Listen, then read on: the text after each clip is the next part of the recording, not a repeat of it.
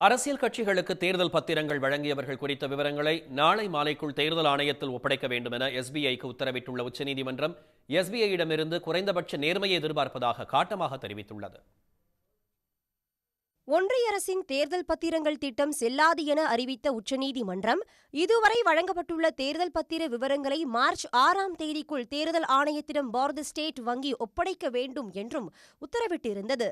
இந்நிலையில் தேர்தல் பத்திர விவரங்களை அளிக்க ஜூன் 30ஆம் தேதி வரை கால அவகாசம் கோரி உச்சநீதிமன்றத்தில் எஸ்பிஐ மனு தாக்கல் செய்தது. இதனை எதிர்த்து ஜனநாயக சீர்திருத்தத்துக்கான அமைப்பு மற்றும் மார்க்சிஸ்ட் கட்சி சார்பில் எஸ்பிஐ மீது தொடரப்பட்ட நீதிமன்ற அவமதிப்பு வழக்கு உச்சநீதிமன்ற தலைமை நீதிபதி சந்திரசூட் தலைமையிலான அமர்வில் விசாரணைக்கு வந்தது.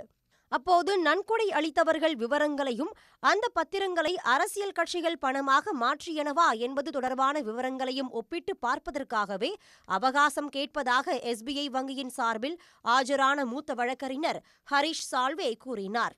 அவ்வாறு ஒப்பீடு செய்யும்படி எந்த உத்தரவையும் நாங்கள் பிறப்பிக்கவில்லையே என தெரிவித்த நீதிபதிகள், உங்களிடம் இருப்பதாக நீங்கள் தெரிவித்துள்ள நன்கொடையாளர்களின் பெயர்கள் மற்றும் அரசியல் கட்சிகளின் விவரங்களை மட்டுமே கொடுத்தால் போதுமானது என்றும் தெரிவித்தனர். இந்த தகவல்கள் உங்களிடம் உள்ளதாக நீங்களே கூறும்போது அந்த தகவல்களை வழங்க ஏன் 4 மாத அவகாசம் கேட்கிறீர்கள் என்றும் நீதிபதிகள் கேள்வி எழுப்பினர். இந்தியாவிலேயே மிகப்பெரிய வங்கியான எஸ்பிஐக்கு இது கடினமான செயலா என்றும் கடந்த 26 நாட்களாக எஸ்பிஐ வங்கி என்ன செய்து கொண்டிருந்தது என்றும் நீதிபதிகள் கேட்டனர். இவ்வளவு நாட்கள் இவற்றை செய்துள்ளோம் என்று கூற வேண்டாமா என்று கேட்ட நீதிபதிகள் எஸ்பிஐ வங்கியிடம் இருந்து குறைந்தபட்ச நேர்மையை எதிர்பார்ப்பதாக கூறி எஸ்பிஐ மனுவை தள்ளுபடி செய்தனர். தேர்தல் பத்திர விவரங்களை நாளை மாலைக்குள் தேர்தல் ஆணையத்திடம் ஒப்படைக்க வேண்டும் என்றும் உத்தரவை நிறைவேற்றியதற்கான பிரமாண பத்திரத்தை தாக்கல் செய்ய வேண்டும் என்றும் எஸ்பிஐ தலைவர் மற்றும் மேலாண் இயக்குநருக்கு நீதிபதிகள் உத்தரவிட்டனர்.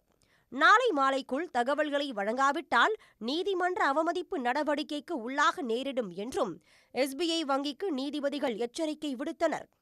மேலும் எஸ்பிஐயிடம் இருந்து தகவல்களை பெற்று மார்ச் 15ஆம் தேதிக்குள் இணையதளத்தில் விவரங்களை வெளியிட வேண்டும் என தேர்தல் ஆணையத்துக்கும் நீதிபதிகள் உத்தரவிட்டனர். உடனுக்குடன் செய்திகளை தெரிந்து கொள்ள சன் நியூஸ் பெல் ஐகானை கிளிக் பண்ணுங்க.